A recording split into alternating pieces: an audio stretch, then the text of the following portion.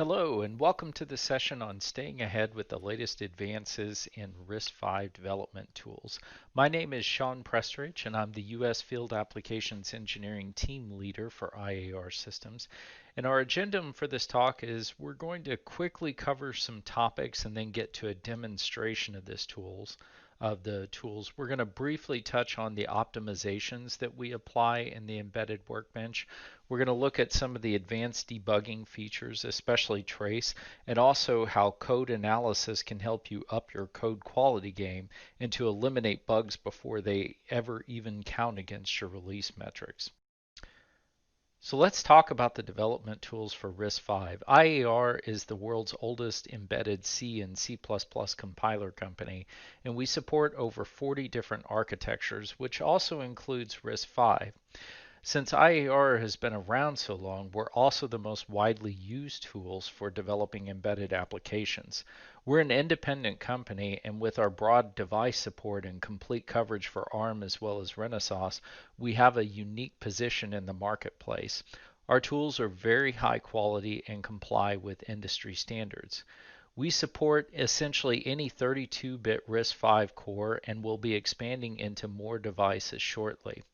As more companies announce new devices, we'll continue to add them to our device support list. However, if you're rolling your own software, you can also use our tool with your own implementation of RISC-V. Part of what really makes our tools special is the level of optimization that we bring to the table. As I mentioned, nobody has been in the embedded compiler game longer than we have, so we know best how to optimize your code, be it for size, speed, or a balanced approach. 80% of the embedded workbench is the same across all architectures because the C and C++ parser and its high-level language optimizer are the same regardless of which underlying MCU you're using. The same is also true for the linker because it uses Elf-Dwarf technology. The remaining 20% is in the low-level optimizer that tries to use more efficient instructions that are afforded by RISC-V's ISA to come up with better optimized code. With RISC-V, our initial focus was on giving the best size optimization, and now we're turning our attention to speed optimization. We also have software stack protection mechanisms that you can enable inside of your application. As I mentioned earlier, we have the best optimizations, and you can customize how they're applied by selecting which transformations you want enabled. You can even override these at the group, file, or function level to give you ultimate control over how your optimizations are applied. Thus, you can get speed where you need it and small size everywhere else. We test each release against several well-known commercial test suites, as well as our own in-house regression tests. I mentioned the HLO, or high-level optimizer, and the LLO earlier, so let's take a look at how it works on a line of C code. Let's start off with a very simple construction, which then gets washed through the parser and broken down into a binary tree. This produces intermediate code, which is then operated on by the HLO. The HLO can apply different optimizations such as function inlining, dead code elimination, and loop unrolling in order to generate more efficient code and turn that C code into a more efficient construction. Once this is done, the code generator generates target code for that specific device, which is then operated on by the low-level optimizer, or LLO. This can look at instruction scheduling techniques to produce more efficient code, also peephole optimizations, cross-call elimination, and more things. Finally, the assembler produces object code, which can then be used by the linker in order to do link time operations. Now let's take a look at the other thing that makes our tool special, a superior debugging experience. In addition to having a built-in simulator, we also have RTOS kernel-aware plugins that make debugging an RTOS application easy. We also already have support for trace so that you can get a live instruction trace of everything your device does. We support Nexus Trace and are part of the debugging committee that is steering the trace interface, so we will always be on top of the latest trace developments. Our IDE has dockable windows that help you rearrange the workspace so that you can find and kill bugs fast. We have integrated source and disassembly views and a macro language to allow you to quickly pull data off of a device or run automated testing, amongst other things.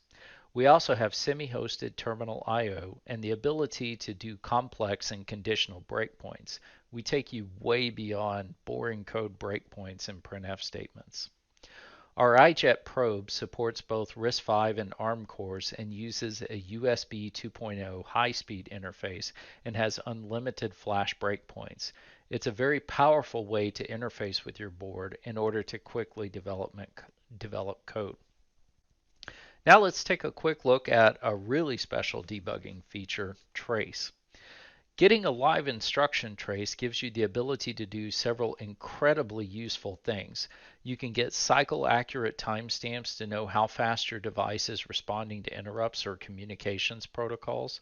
You can also do code coverage maps to see how you need to tweak your test cases, and you can visualize how deep you're going into the call stack with the timeline window.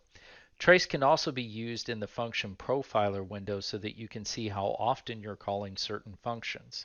In other words, if you want to improve the throughput of your application, the function profiler will show you where you need to focus your optimization efforts. In order to utilize trace, you need a debug probe that supports it, and that's where our iJet trace comes in.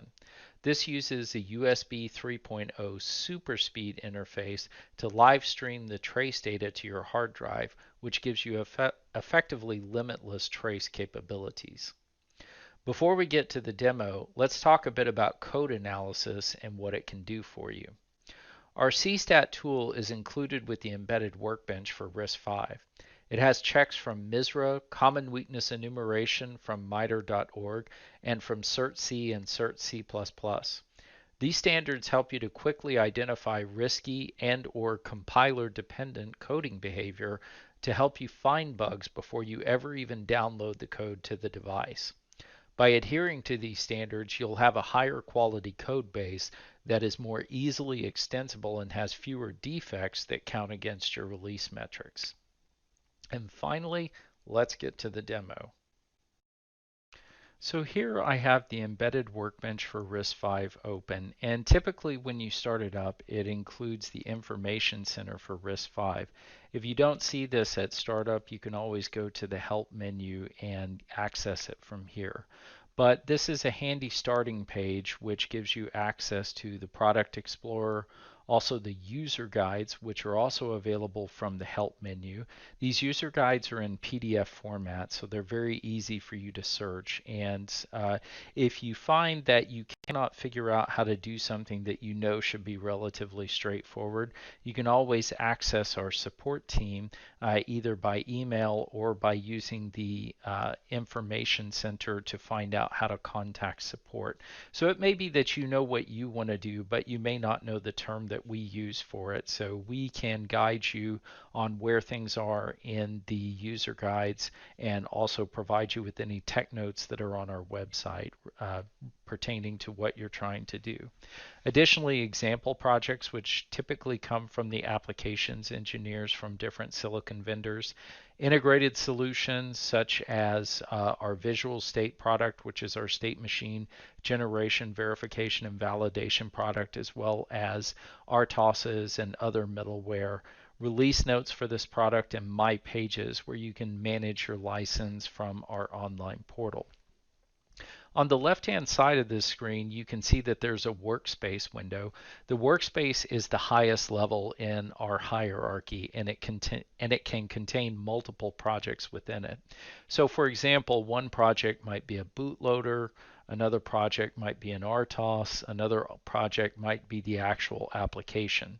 In this particular workspace, we just have a single project within it, but you'll also notice that there's a drop-down window which contains all of the different build configurations for this particular project. From the project menu, we can click Edit Configurations, and we can add different build configurations. If, for example, we wanted to make one for automated testing, we could certainly do that. Or if we wanted to try out higher levels of optimization, we could certainly try that with a different build configuration. So it makes it easy to manage that. If we take a look at the global project options by right-clicking on the project and going to options, you can see that I can select different devices. I can also control the dlib runtime library implementation. I can set my stack and heap size. Static analysis checks. I'm going to actually perform a static analysis in just a second, but here I can select which static analysis checks are enabled. The standard checks come from the Common Weakness Enumeration from MITRE.org, and as you can see, they're broken down by group as well as individual rules, so you can turn these on or off either by an entire group or with individual rules. And we can also override this at the group level, the file level, or even at the function level by turning on or off certain checks. So you don't have to do all the checks all the time, but it makes it a convenient way to be able to check these things. Another thing that's really popular in our static analysis are the security checks, which can contain some of the more common ways that hackers break into systems, such as divide by zero, buffer overflow, which is also called stack smashing.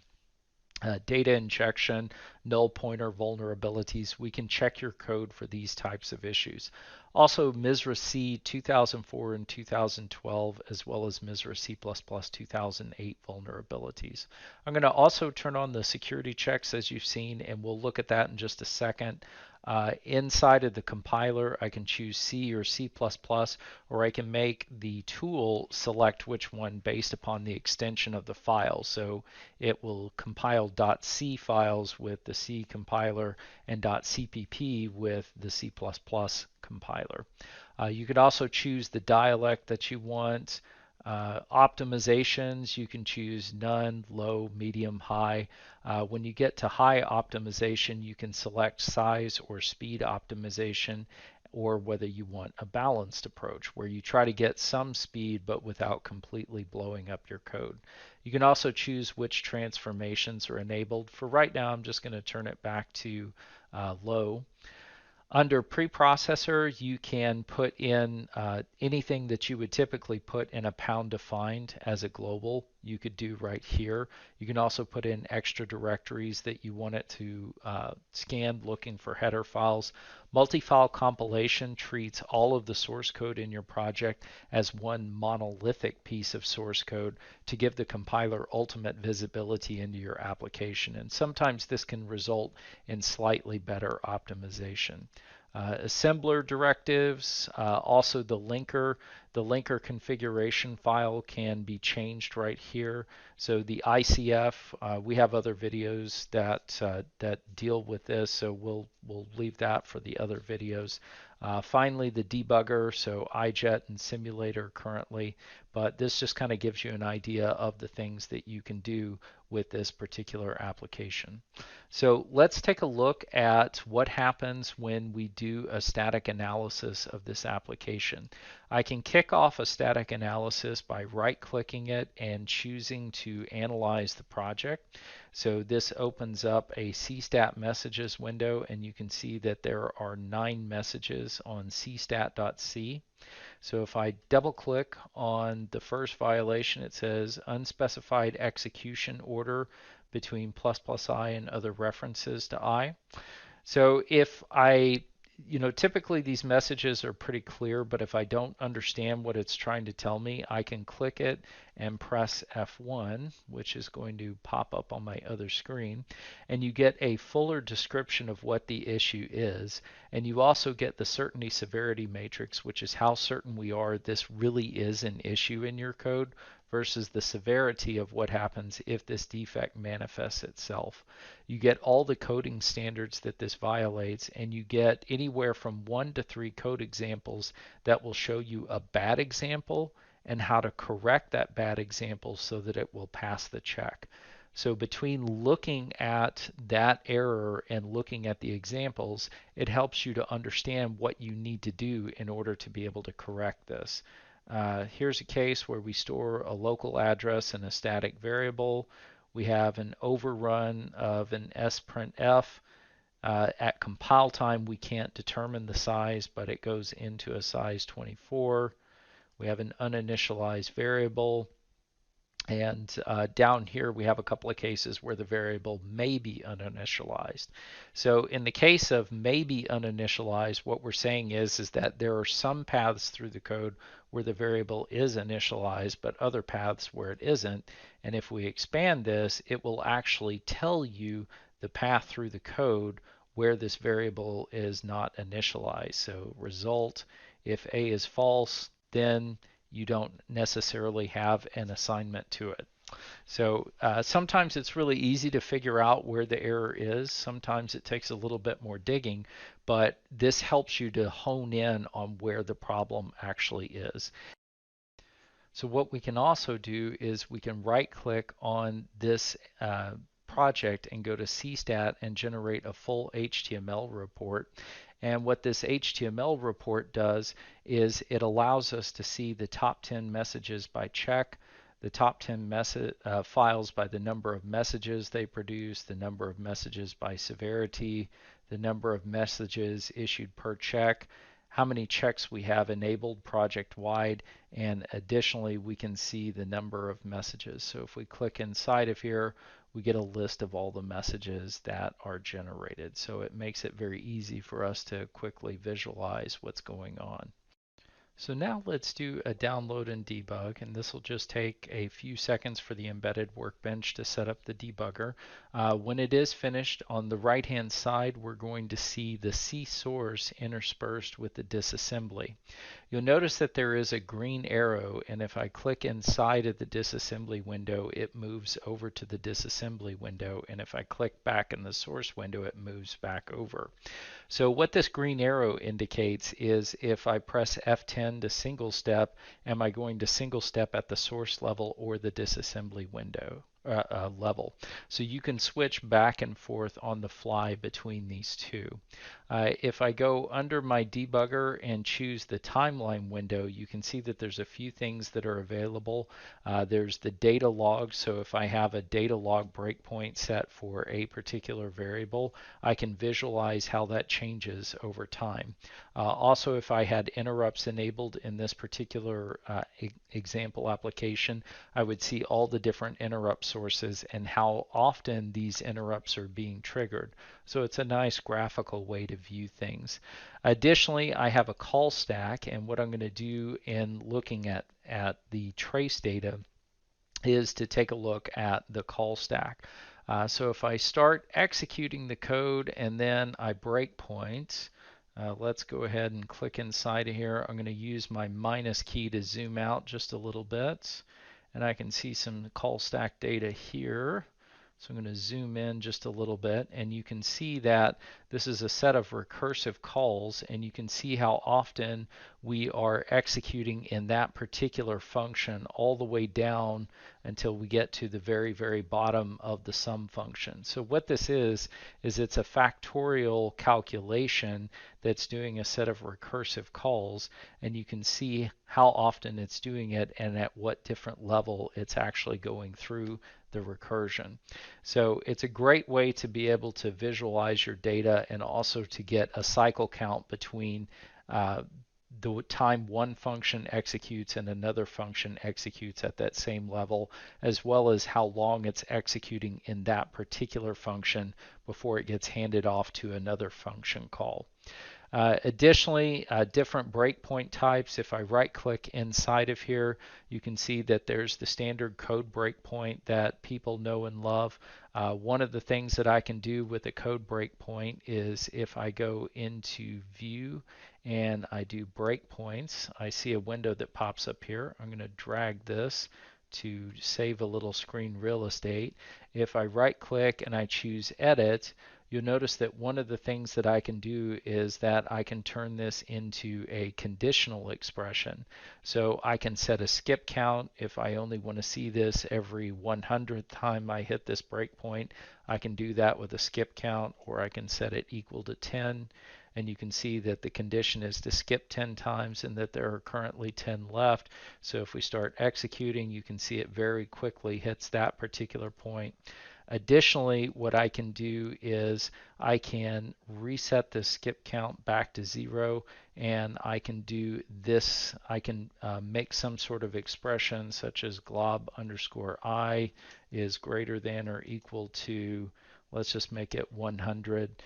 It could be anything, but you can build up very difficult expressions, but it's anything that is syntactically valid in an if or while statement can go inside of here. So you can build up ors and ands and do some very interesting explanations. So if we start executing, it's going to go off until this particular expression is true, and then you can see it stops when that value actually does equal 100. In addition to the code breakpoint and turning it into a complex or conditional breakpoint, I can also choose a log breakpoint. So what a log breakpoint is it's tantamount to using a printf statement without actually instrumenting my code with printf. So I can say the value of the global counter is, and that's a comma. It may look like a period because of the font, but that's actually a comma. I can also make it only print this expression if a certain condition is true or changed, but I'm going to leave that blank for right now. And if we go into our debug log and we start executing, you can see that it tells me the number of times I've hit that breakpoint and prints out the message. So I haven't instrumented my code with printfs, but these log breakpoints are part of the debug session. So if I shut down the debugger and restart it, that breakpoint persists, and if at any point during execution I don't want to see it, I can just disable it, or I can remove that breakpoint completely. So as you can see, it's a fairly sophisticated debugger. I wish I had more time to show you more things, but let's switch back briefly to our presentation. As we've seen, the embedded Workbench for RISC-V is an advanced tool chain that packages sophisticated compiler technology with unparalleled debugging capability. The included code analysis tool also gives you the ability to quickly find and remove bugs as you code, and all of this adds up to more than an ordinary toolbox. Let's open it up for questions.